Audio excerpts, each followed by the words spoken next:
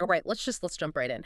Today we are digging into a really fascinating and I have to say pretty critical stack of sources on the COVID-19 response. Hmm.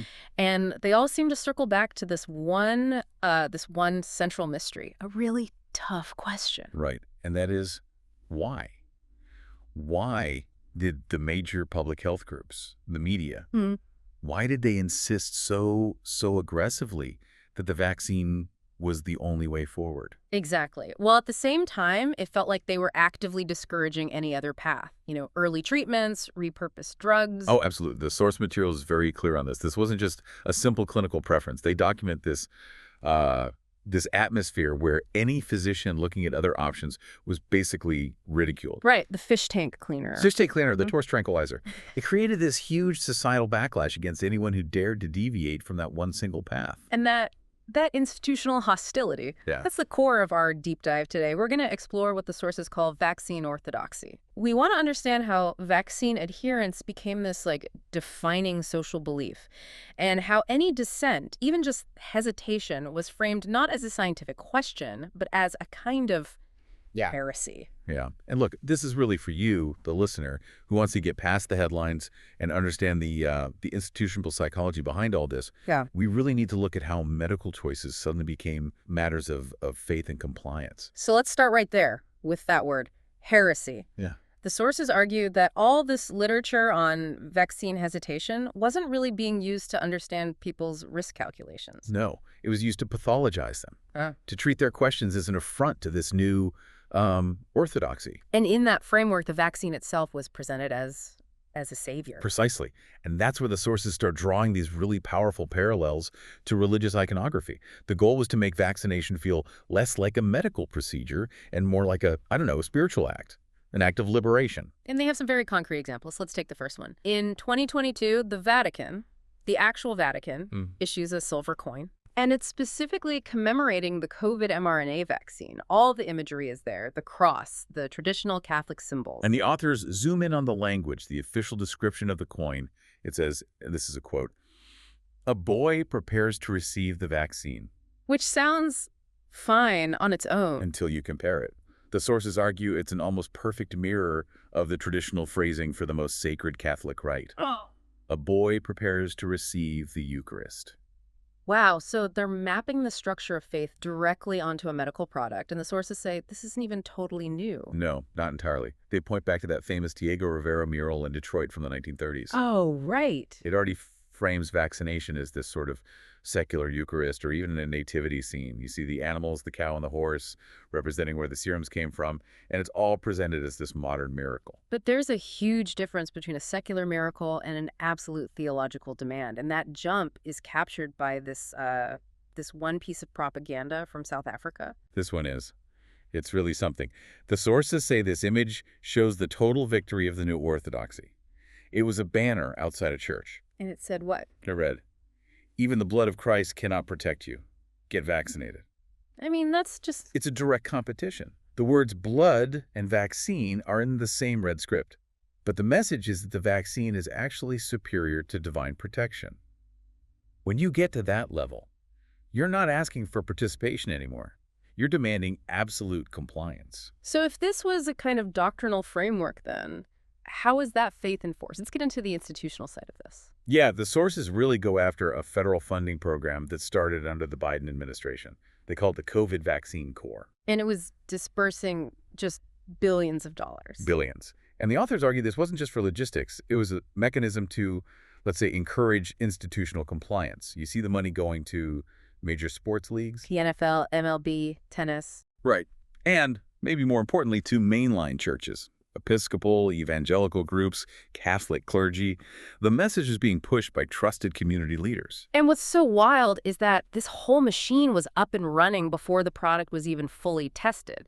The sources call it the Annunciation. A foregone conclusion. You have Bill Gates in April of 2020. The sources call him the Angel Gabriel here, saying the only way back to normal is when everyone gets the vaccine. And that's months before the Moderna trials had even really progressed. And it wasn't just talk. The sources show that by July 2020, the Department of Defense and HHS had already signed contracts to buy hundreds of millions of Pfizer doses. Hundreds of millions. Before phase 2 trials were even done, the material just says, look, this proves it was a fait accompli. It was a done deal no matter what the data showed. And to enforce that done deal, they had to persecute anyone who questioned it. The sources focus on Dr. Peter McCullough. A classic example. He writes an editorial in August 2020. He just expresses some caution, calls it a gamble because of the new tech and the lack of long-term data. And the response. It was what the sources call classic heresy control. He was fired, he faced lawsuits, he was stripped of his professorships, his editorships, just a complete professional annihilation for questioning the doctrine. It wasn't just doctors either. You had major public figures. I mean, everyone remembers the Aaron Rodgers situation. Oh, yeah. He expressed some hesitation, and he was put through what the sources call a struggle session. The isolation, the public shaming by the League, by the media. And the logic was what? The authors argue he was too influential. You couldn't let a major figure, especially one with appeal to younger men, successfully commit heresy. If he got away with it, the whole compliance effort could be jeopardized. This need for compliance, even over science, brings us to the next point. Abandoning empiricism for orthodoxy. And the most glaring example, according to the sources, was the claim that vaccine immunity is better than natural immunity. I mean, to anyone with a background in immunology, the sources just call that claim prima facie, totally preposterous and absurd. Okay, for you listening, let's just pause on that. Why is that claim so controversial from a scientific standpoint? It's pretty simple, really. When you recover from a natural infection, your body learns to fight the whole virus. It creates a broad defense system, T cells, mucosal immunity, that recognizes lots of different parts of it. Okay. A vaccine, especially these early ones, is a precision tool. It's designed to teach your body to recognize only one part of the virus, the spike protein. So one is a broad, adaptable defense, and the other is a very narrow, targeted one. Exactly. And the idea that the narrow response is somehow inherently better than the broad one just flies in the face of basic immunology. The sources argue this wasn't about data, it was about incentive. If natural immunity doesn't count, everyone has to get the shot. And this insistence on an absurdity, the sources connect that to a classic tool of control. It's not about persuasion, it's about demoralizing people into obedience. And we saw this tested in real time with Novak Djokovic. Here's a guy who had PCR-confirmed COVID. He recovered. He had that broad natural immunity. Right. But when he lands for the Australian Open in 2022, they just revoke his medical exemption. And what happened next wasn't just paperwork. No. The sources frame it as a humiliation ritual. He's pulled aside, he's detained, he's put in quarantine. It was a public spectacle demanding he sacrifice his career for the doctrine. His actual immunity was irrelevant. Only compliance mattered. And this gets to a deeper point the sources make about medicine itself. It's not clean, like physics. The human body is. It's messy, mysterious. Multifactorial, yeah. And because you can't control every variable, the courses say medicine often adopts a doctrinal view. Right. Certain truths like vaccines are always safe and effective become axioms that you just don't question anymore. This tension, right, between individual choice and guaranteed security, this is why the sources bring in Dostoevsky, the Grand Inquisitor. It's such a powerful metaphor. For anyone who doesn't know the story, Christ returns to Earth during the Inquisition and is immediately arrested. By the Grand Inquisitor. Who then gives this incredible speech. He says, look, you demanded too much from people.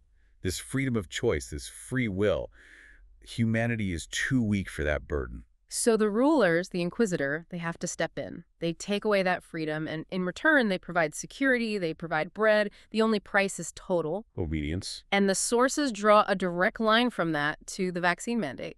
They call it the ultimate act of obedience. An injection, without knowing the full contents, without the package insert, just because the institution demands it for you to participate in society. If you can't go to a restaurant, a hotel, the sources call it an inverted communion. And this drive for control, it's tied back to the scientific mindset itself. Francis Collins, former head of the NIH, wrote about reading the language of God, the genetic code. Right. But the authors argue the mRNA developers took it a step further. They weren't just reading God's language, they believed they were writing in it, using this synthetic RNA to command our cells to produce proteins. It's an incredible level of confidence, of hubris, really, believing you've figured it all out. It completely ignores the humility of real science. The sources quote Oliver Wendell Holmes Sr., who said, "Science is the topography of ignorance. From a few elevated points, we triangulate vast spaces of unknowns. But the orthodoxy refused to see the vastness of those unknowns. And that refusal had a real cost, especially for young people who were at such low risk from the illness in the first place. The sources raised serious concerns about safety signals that were just ignored, They cite evidence suggesting the mRNA vaccines can impair fertility. which is a huge red flag. The authors argue that any product with even a hint of reproductive impact requires immediate, transparent investigation. They ask how we can justify injecting it into young people whose whole future depends on that. And then, of course, there's myocarditis, inflammation of the heart. The sources point to that 2021 New England Journal of Medicine study on adolescent boys. And they stress this is not a minor thing. The heart has to beat for your entire life. Any damage to it, especially in a young person who wasn't at risk from the virus, it's a profound, unnatural risk that the orthodoxy just swept aside. I think the quote that sums it all up comes from Dr. Eric Rubin. He's a Harvard professor, an editor at the NEJM, an FDA advisor. Right. In the official transcript discussing the shots for young people, he says, quote, "I think in the final analysis, we won't really know until we just start giving it." And that says it all. The willingness to proceed without the data? The sources are clear. This lack of due diligence was just accepted as the price of enforcing the doctrine. But this kind of institutional refusal to admit error, it's not new, is it?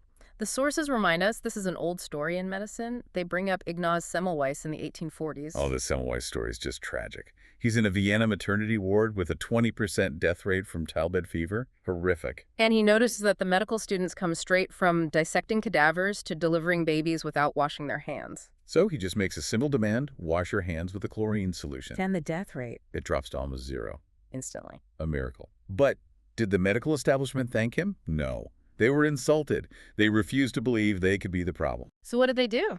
They called him a dangerous lunatic. They had him committed to an asylum where he died of an infection. It took decades for him to be vindicated. It's an unbelievable story. And there's another one, the smoking and lung cancer link. Yeah, the link was scientifically established by the 1930s and then confirmed beyond any doubt by 1950. And yet, the tobacco industry, with its hired doctors and PR firms, managed to obscure that truth, to manufacture doubt for another 16 years until the Surgeon General's report in '64. The sources show when big money and institutional reputation are on the line, scientific truth can be a very distant priority. so after all this, what does it mean for you, the listener? We started by asking why early treatments were pushed aside. And the sources suggest the answer is that the response wasn't purely about science.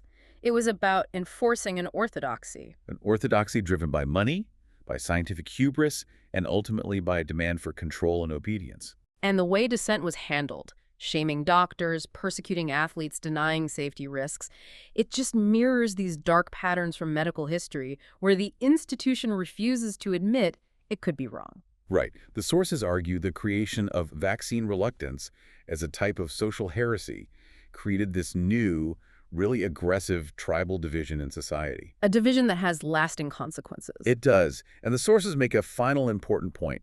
People without a strong tribe are always at a disadvantage against those with a singular powerful focus.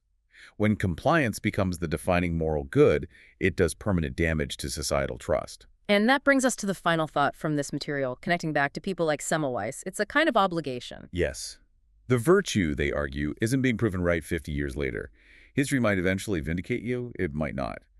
The virtue is in having the courage to tell the truth now, whatever the cost.